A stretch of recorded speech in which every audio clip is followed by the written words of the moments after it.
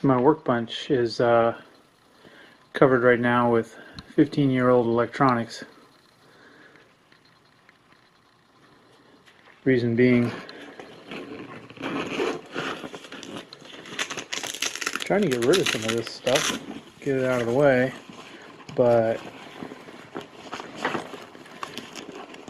first I have to, or I had to, I'm in the middle of it now, convert all the old tapes that I had for these guys. This is a high 8, this is a mini DV from years ago, and need to convert all those old tapes to digital somehow. So I had to dig out the old PC that had the FireWire card that went to the mini DV, and then I really scratched my head trying to figure out what to do with this guy, and I finally remembered, oh yeah, I had this old DVD recorder. So pressing that into service, once I finalize one of these discs I can read it on the computer, and files aren't great, but it works.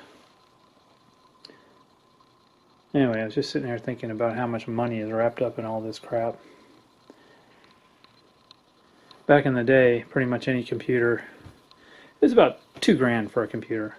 For the longest time, that was the price point. Now you can get them for, you can get a pretty good one at Best Buy for $500. But still, it's not like that's not real money.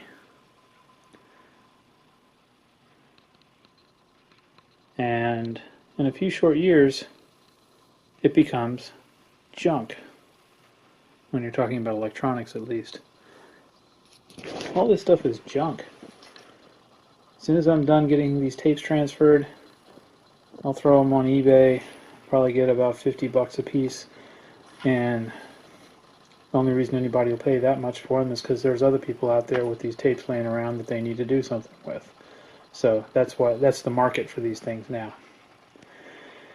Anyway, makes me feel a little bit better about when I spend a little bit of money on some piece of shop equipment that I know will hold its value, and 15 years from now it'll probably be worth about exactly what I paid for it. Something to think about.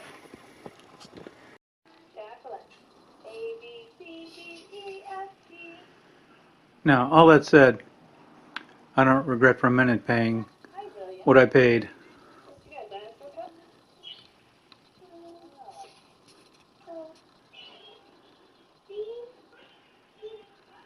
To have that.